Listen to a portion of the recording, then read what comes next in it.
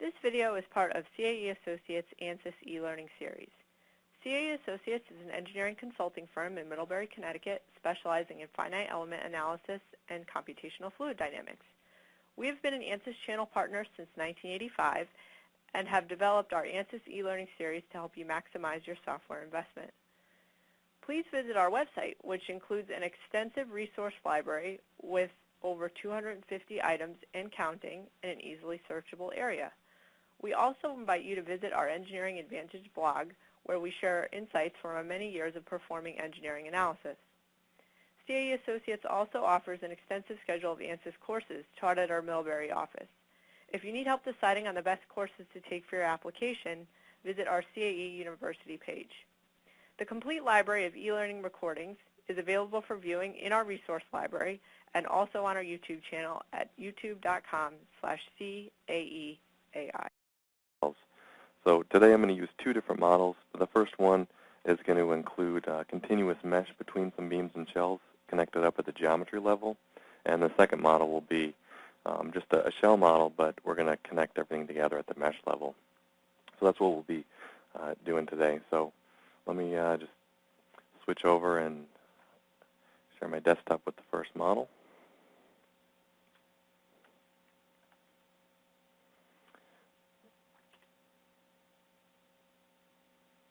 And this one to start. So this is just a quarter symmetry model of a tank. I'm using SpaceClaim for this. You need to get your geometry from somewhere, from CAD, Design Model, or SpaceClaim, to create your beam and shell model to bring into mechanical. So I like to use SpaceClaim because it has a feature that makes it very easy to extract from solid geometry, which is what I have here. This is all solids, the beam representation of that. So using the extract feature, it takes the solid body and composes it down to a beam. And if you zoom in here, you can see the beam that's represented and then also the cross-section that comes along with it and its orientation. So this makes it very quick and easy to convert solids into beams. And the solids could also have some holes or regular shape. It just kind of takes the average of it. And you can always look at the cross-sections if you wanted to and modify them if you'd like. So those are all there. So that's good. We got some beams in here. The next thing is I will take these other solid bodies and then get a mid-plane surface out of them just by identifying those surfaces. There is an automatic way to search through all the parts in here, but I only have a couple, so I'll just do that manually. So then I zoom in down here again. You can see the solid body that used to be there, and now it's represented by this mid-plane surface through there. So when I do that, though, the model that used to be there, these were touching before, so now I have a gap between these parts. And I want to have this be a continuous mesh, so I want that beam element to be meshed into those shell elements in there. So the way that I can do that is to just simply grab these beams, grab this one and the other one that I have down here. These are the same cross-sections, and then also these plates were the same thickness, so I can just grab them both at the same time. And if I offset these beam elements up to this surface right here, which is 3.5 inches, so I'm just going to copy that dimension and move it up here. So now that's line on line, but that cross-section is not where it used to be anymore. It's shifted up. So I'm going to put it back to where it used to be. So I'll just orient these cross-sections.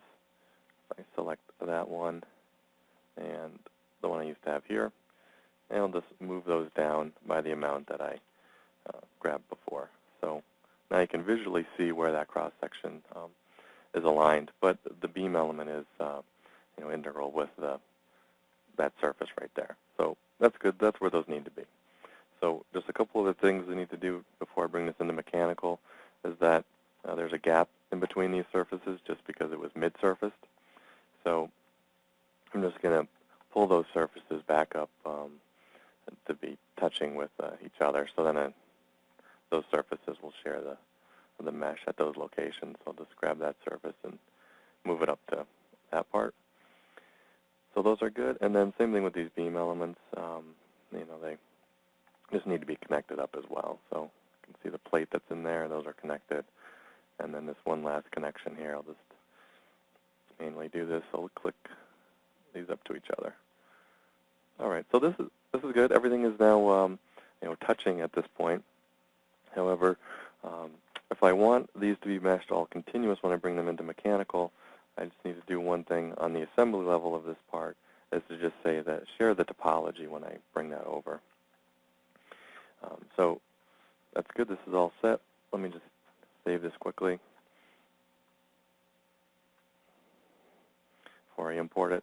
And I could bring this from SpaceClaim directly into Workbench through the GUI here, but I already have it open. So I'm going to go and attach this model to the project. So that's the active geometry I have. So it shows up. And since I'm bringing in lines and surfaces, I just need to make sure that in the details of that, I'm also bringing in the line bodies. And since they're going to be meshed continuous, surface and lines, I need to set the mixed import resolution on that, the surface and lines. So just open this up in mechanical. And while that's opening, I'm just going to submit our first poll here. So let me stop sharing this and open up our first poll. Come on. All right, so the first poll question for everyone is, how often do you perform an analysis that uses beams or shells? So I'm going to open this poll up to you. Hopefully at the bottom right of the WebEx window, you should see a polling window. So if you just go ahead and submit your answers. That's good. I see a bunch of people are already participating.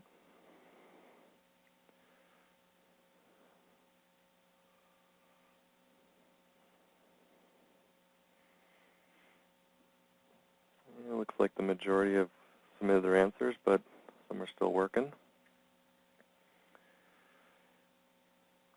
I'll just give you a little bit more time here.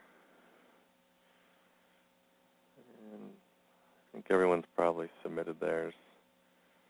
So I'm just going to end the poll now. I'll share with you the results. So how often you perform an analysis that uses beams or shells? Looks like 50%, less than 10%. The other majority is about 10 to 35. So I guess it's not as common as maybe some of the other analyses, but okay, good. Well, let's go back to mechanical. That should have imported by now. And okay, so this is the geometry that came in. I'm just going to take the default mesh on this model. And while that's going, we can look and see here that we have some mid-surfaces that came in. There's also some thickness associated with those. And those beam elements do have some cross-section properties associated with them. So if I highlight the mesh, we can see that these nodes are shared at these locations. However, if we turn on the display of the beams and shells, we can see what this actually looks like. So we can see that these cross-sections are aligned where they used to be in the geometry, but they are connected up at the mesh level. So that's nice and easy to visualize that. Same thing down there. Those are all connected up. So that's fairly straightforward. If you bring it in and everything's connected, you can just go ahead and mesh it as is. So that's taking care of things on the CAD side, because you do need to bring in these beams and surfaces from somewhere, CAD, Design Model, or SpaceClaim. So let's go over to the next part now, where we have, this is just a half symmetry model of a trailer hitch. These are all surface bodies that have come in. If I open this up in Design Modeler, you can see that these are all surfaces in here. And these are mid-plane surfaces that haven't been modified in any way. So there are gaps between these parts where this used to be a solid in there. So these surfaces are not touching or connected up in any way at this point. Same thing down here. There's gaps at that location down here. So we're going to bring this geometry into mechanical as it is. So when we do that, Just need to first take the default mesh that we'll have here. So let me generate that. And that'll take a second. But so while that goes, why don't we take another short poll. So let me open up the next one.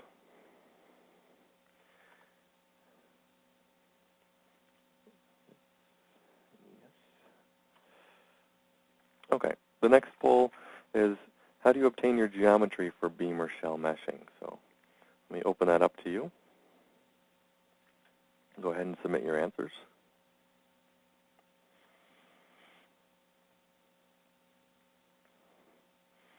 And a bunch of you have already submitted yours. That's good. We got over 50%. That's good.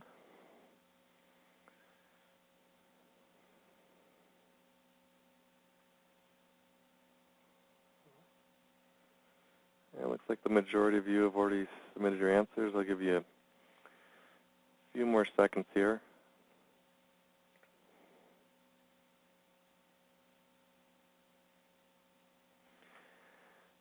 Okay, it looks like everyone that's going to participate has, so let me close this poll. And I'll share with you the results. All right, so this one looks like pretty much the majority is using the CAD system. That's certainly available to you. There's mid-surfacing operations in there and built into the CAD to bring over that geometry, as well as Design Modeler. Actually, none are using Space Claim, which is what I showed. And I only like to use that just because that beam extraction utility makes it so easy to set that stuff up, move it around. But any of those will certainly work. So great. Let's go back to mechanical now. We should have a mesh on our part. And we do. So let me also turn on, again, I guess we can see here right away that at these locations, these parts are not mesh continuous. They're not connecting. You can obviously see the gap there. But if I turn on the thickness of these shells, it does closely represent what the part would look like in real life. They're just not connected right now. So we can go ahead and connect this stuff up at the mesh level. And we'll do that by inserting a mesh connection. So that's a connection group. And the type of connection group that's going to be is a mesh connection. So within some tolerance, meaning that basically the separation between all these surface bodies, we're going to look to insert a connection between the meshes, and that's based on the radius of this. So that gap that's in here will certainly be encompassed by that 0.2 inch. So let me generate these connections, and then I'll also rename them based on their parts. So now we have a bunch of mesh connections in here. Well, what is a mesh connection? It's an operation that's done post-meshing. So it's modifying the existing mesh, and the way that it does that is to basically merge the nodes together. And when it does that, it's holding one set of nodes in place, and it's treating the other ones as the nodes that will be merged into the other part. So there's master and slave. The master in this case is that surface, and the slave are these three edges that are shown in here. So this means that those slaves are going to move into the master. So all the nodes on that edge are going to move up into this part based on this tolerance, this sphere. If I did that, it's going to put a kink in here. It's going to take these nodes and shift them over. I'd really want to take the nodes that are on this red surface and then extend them down here. So I really want the opposite of what's shown here, which is actually the next one that happens to show up. So I'm going to delete off that first one. I just don't need it. So now we can see that that master is now this surface, and that's the slave, the edge. So those nodes will be moved down into this location. That's good. That's what we'd like. The next location here is going to be all these edges along these top merged into that surface. It's missing the surface in red here. So let me just add that to the existing set in there. So that's more what I'd like to have. This next location down here, it's probably hard to see on your screen, but we have 4 edges that show up down here in this. So you can easily see it here a little bit better. I'm just going to grab all the edges that go around this part. So all those edges are now going to be merged into the red surface here. And, you just have to see what you get in the automated way. This next one here, this is redundant as well, so I'm going to delete that one. This bottom edge here was already included in the previous one we saw. So these next locations are all good as is. So this surface is going to be moved down to that. That edge is going to be moved down to that surface. Same thing, these edges through here are going to be connected up. So these other locations here, if I show the mesh for a second, you can see that it'd really be nice if these surfaces were allowed to interact with each other. And we probably don't want to have a mesh connection between any of these bodies in here because there might be some sliding or bonding. So these connections that are these two in here, I'm just going to delete them because I don't want to connect that up. So to include the interaction between these surfaces, we can just put in a contact to handle that. And that's just another connection group. So if I insert connection, and this is going to be contact again, search between all the bodies that are within some tolerance, in this case, say 0.2, and generate our connections. And only one shows up. Let's rename that. That's shown right here. So these three surfaces are going to interact with the blue surfaces on this other part here. And I probably want to include that blend as well. So let me just grab those faces and add them to the target segment. So now those will interact. We'll leave that as bonded for right now. We can come back and change that later on. So now let's see what happened when we put in all these mesh connections. So let's update the existing mesh. And when I generate the mesh, it says it's connecting the mesh. It's not going through and remeshing this entire thing. We already have a mesh on here. It's going through and doing all those merging operations in there. So this is a post-meshing operation. And while it's doing its thing, let's take our last poll here. That did actually finish, but let's just take another poll. So let me open this up.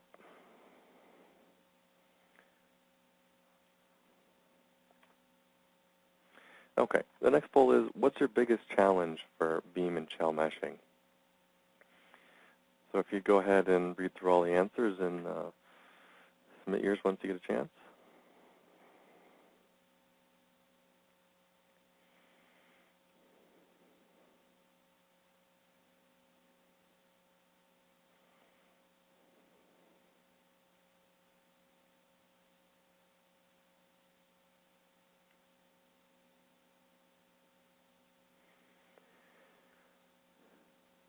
And we've got about half have submitted their answers, so we'll just give it a little bit more time here.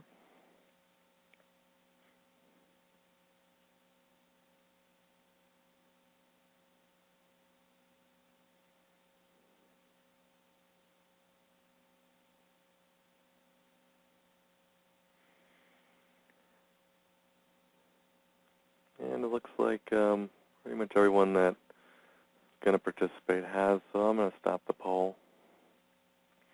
And I'll share with you the results. So we can see here that it's pretty spread out. It looks like it's more dealing with the geometry end, setting up mid-surfaces, getting the mesh to connect together. And some of it is getting a good mesh. A lot of getting the good mesh has to do with setting up a lot of mesh sizing and things like that, but a lot of the other ones certainly deal with more contact, dealing with geometry and so on. So it's kind of a strong mix. So interesting. Let's go back to the model then. And I'm going to turn off the thickness so we can see what happened here. So if we look here now, we can see that this edge has now been brought down and merged into the mesh that's on the surface in here. If I look down the edge, it's a little crooked, but it's not too bad the way that it projected out onto that surface. If we look at the location down here, this one matched up pretty well. I can highlight in green what the geometry used to look like. So you can see that existing mesh was just extended out to this mesh that was on this other surface. So again, the geometry still has the gap in there. It's just the mesh was taken care of. And now this location over here, where this blended around, it could probably be a little better than that. So we'll take the time to fix that up a little bit better. This is just what we're getting by, doing nothing else, just taking the defaults. So one of the things with the mesh connection is that it's taking these edges and it's extending them based on this tolerance in this sphere over to this surface. So there's also a snap type, so meaning there's one tolerance that goes this way and another tolerance that goes up and down this way. So these connections are going to change based on the mesh density that you have and the tolerances that you set up. So this is just what we happen to get, doing nothing else. So this other location here is maybe a little bit easier to see if I turn on the edge coloring in here. So you can see these edges here are triples. So this surface, and the surface that's up here, those are all connected at the mesh level. We could do the same thing. If we look down here, we can move this back down here. There we go. So you can see that those are connected with the coloring. Maybe an easier way to see it. So let's go ahead and fix up this location in here, because we could make this a little bit better. The way that I'll do this is just change the geometry a little bit. So if I go back into Design Modeler, I have one big long surface that goes through here. This could be meshed freely however it would like. So if I go in and just slice this body and slice it by this surface right here, so then it'll put a nice split along here and then just form a part. So that's a continuous mesh. Now I have an edge that will show up in here. So I'll go back and refresh this geometry. And only this one post in here changed. So that's the only thing that needed to be refreshed.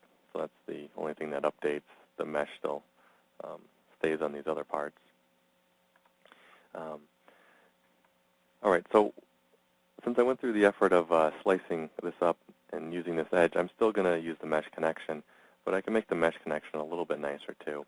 The way that I can do that is we just start off by hiding all the other stuff other than these two bodies here. I'm just going to look at it down the axis. So I have one edge right at this location shown in green, and then I have another edge right here. So it's going to try to take and merge the nodes that are on these different edges together.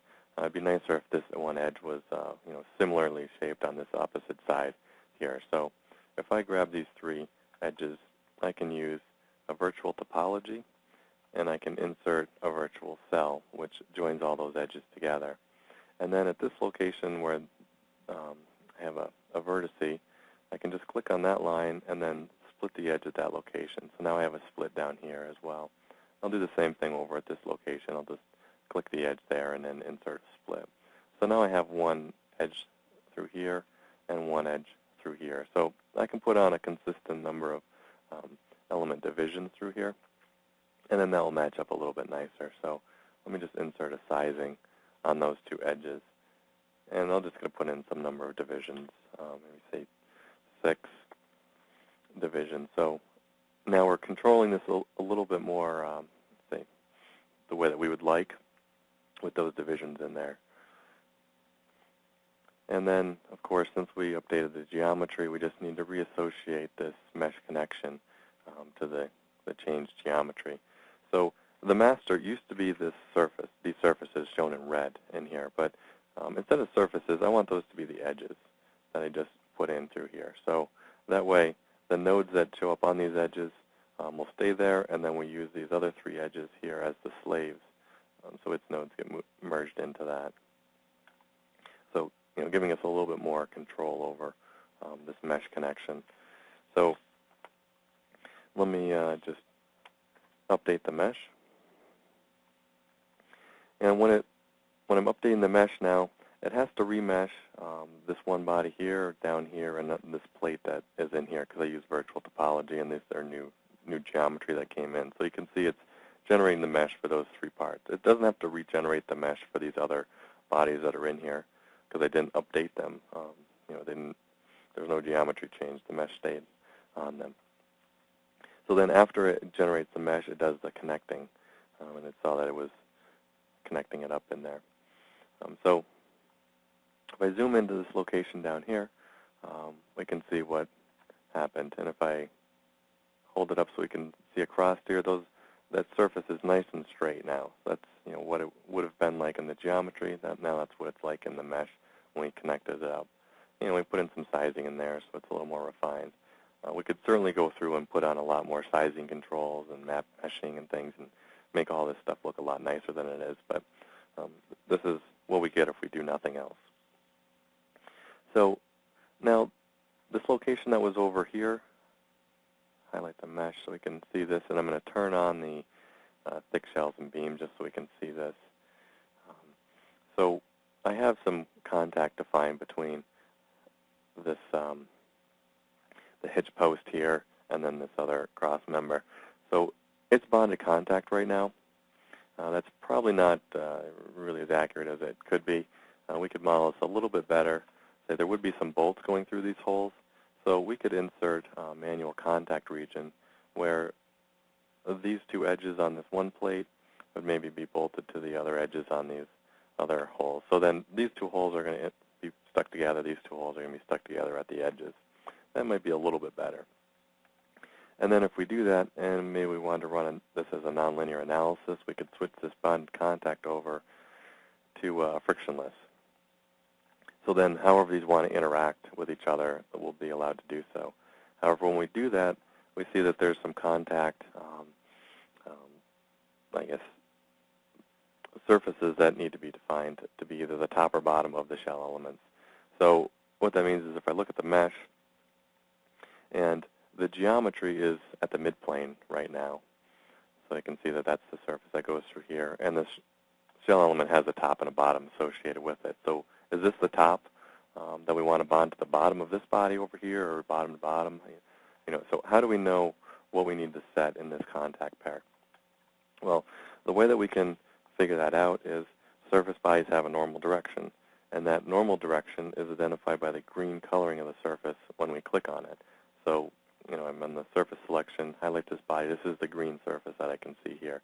So that's the positive normal direction. So for this surface, this is the positive normal. So then the farthest away would be the top of the shell, and then in the negative direction is the bottom of the shell, the farthest away. So for this red body contact, I need to set that to the bottom.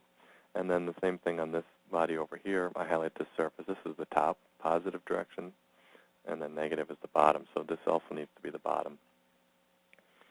And once I do that, you can also see that the coloring of the surfaces change. So now these are colored pointing towards each other.